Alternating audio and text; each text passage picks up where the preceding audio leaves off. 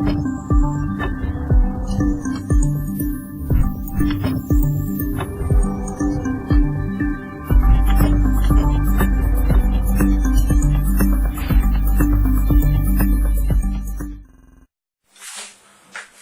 bom dia meu amigo, minha amiga teleouvinte. Eu sou o professor Luiz Ângelo e junto com o grupo Química na Mente estamos aqui para darmos continuidade à segunda videoaula Técnicas de Separação de Mistura. Então venha conosco.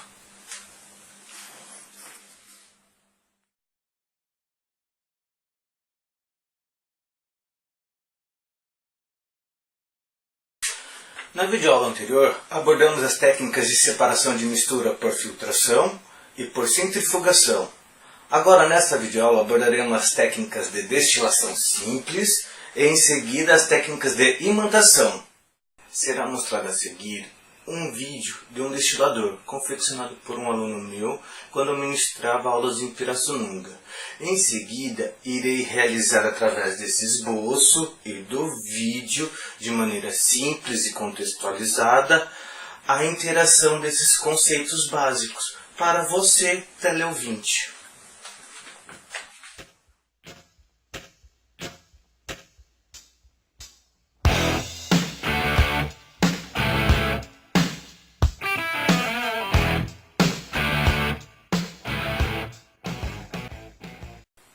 É um exemplo bem básico que todo mundo pode perceber em casa. O nosso exemplo é uma mistura de água com álcool. Água com álcool todo mundo pode fazer, pode perceber que ela é uma mistura homogênea, ou seja, ela é transparente em seu todo. Lembrando que a gente vai aprender nas outras videoaulas que os nomes técnicos das substâncias para identificar como o meu é Luiz, como tem o nome, aqui a gente vai aprender a simbologia. C2H6O também é chamado de álcool etanol ou álcool de posto. E H2O é o nome técnico para água. A água então é o nome popular, H2O é o nome técnico.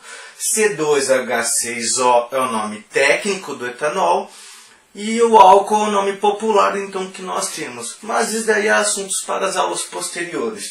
Mas o importante é lembrar que desta mistura, então ela vai ser colocada nesta primeira etapa, nesse recipiente que seria o de metal. Neste recipiente, ele é chamado de etapa de aquecedor, ou seja, a minha mistura, água com álcool, ela passará por um processo de aquecimento, ou seja, as duas misturas vão sendo aquecidas, passará de 25, 30, 35, 40. A separação das misturas, ou seja, a separação entre a água e o álcool, se dará pela diferença do ponto de ebulição. Mas o que é o ponto de ebulição? O ponto de ebulição é a passagem do estado líquido para o estado vapor da minha substância. Ou seja, é quando ela deixa de ser líquido e vira vapor.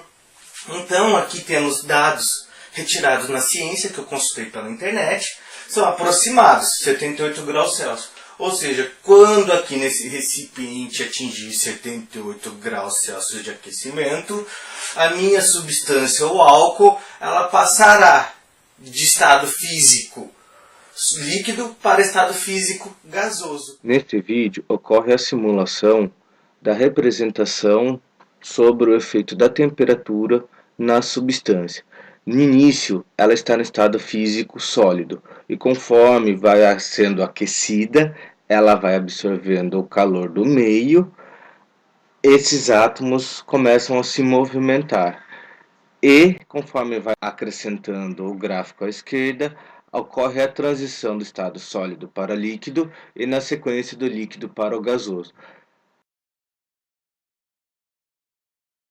Em seguida, ela entrará nesse compartimento, o cano, e entrará nessa segunda parte, que é chamada de condensador ou resfriamento. Nessa segunda etapa, ela vai estar coberta internamente de gelo, aproximadamente a 0 graus, menos 1, mais 1. E quando o gás do etanol entra a 78 graus Celsius na parte do condensador, ele entra em choque térmico de contato por condução com o gelo. Ou seja, o gelo faz com que o meu gás perca essa energia. Perder essa energia, a temperatura começa a decair. E abaixo de 78 graus Celsius, o meu álcool sofre outra mudança de estado físico. Ele volta de gás, ele volta a ficar líquido. Ou seja, ele se liquefez. A liquefação, então, é o nome deste processo, devido ao resultado da ação da condensação, ou seja, da troca de calor entre gelo e o álcool. Abaixando a temperatura e o álcool retornando a ser líquido, ele começa a cair pela torneira. Ao terminar todo esse processo, nessa primeira etapa do aquecimento, a temperatura volta a subir normalmente. Ao voltar a subir a temperatura, supõe-se que quase a totalidade desse álcool tenha sido evaporado ou tenha sido separada através desse processo. Esse processo chamado de destilação simples, ele é um processo que está mais próximo do que nós imaginamos. Ou parte dessas técnicas nós conhecemos no nosso dia a dia, simples nas nossas cozinhas.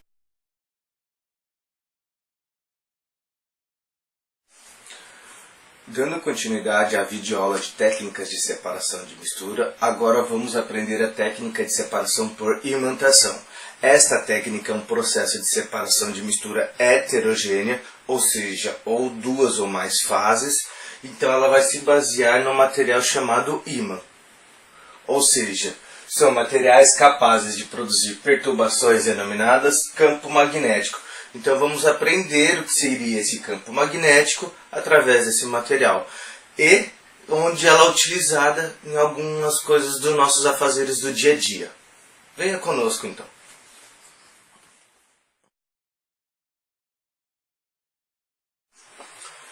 Dando continuidade então para explicar o processo de separação por imantação, então vamos começar explicando o que é um ímã. Um ímã então ele pode ser classificado como ímã natural ou ímã sintético. Dentro dos ímãs sintéticos, ele também é subdividido entre eletroímã. Então, o processo de imantação ele é o processo de separação de metais através do ímã. Através do ímã que gera um campo magnético. Então, este meu ímã, para ele fazer a separação e grudar esse um material metálico, que é um grampo, ele é feito através desse campo magnético. Nas aulas posteriores, vamos aprender como ocorre esse processo. Ou seja, tem-se já estudo que consegue provar que essa atração ela ocorre através dos elétrons, os elétrons que giram em torno de átomos. Mas, na verdade, não vamos estranhar com esses nomes agora. Mas só para vocês se acostumando que este processo que ocorre no nosso dia a dia, tem-se estudos que vai ser a partir dos elétrons, devido ao movimento deles que são classificados como spin. Esse spin, então, que é o movimento dos elétrons, vai gerar o caráter no meu material entre magnético e diamagnético, mas que não é importante agora. Mas esse processo ocorre devido a todo esse conhecimento. Então agora vamos aprender aonde é utilizada essa técnica básica e que às vezes passa despercebido por nós no nosso cotidiano.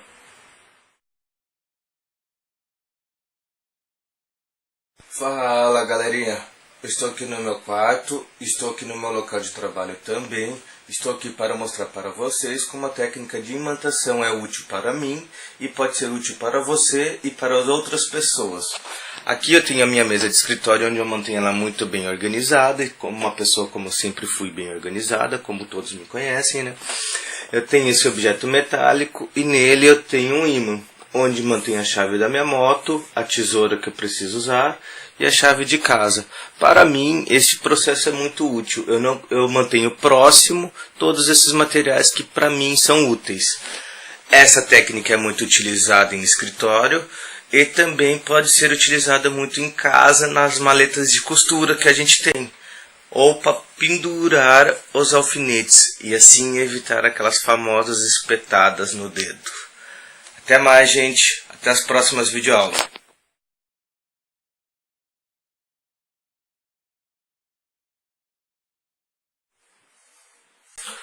Por hoje encerramos mais uma videoaula e com muita satisfação queremos agradecer a você o nosso sucesso teleouvinte. Lembrando que o nosso curso de Química por videoaula ele é um curso de conceitos básicos.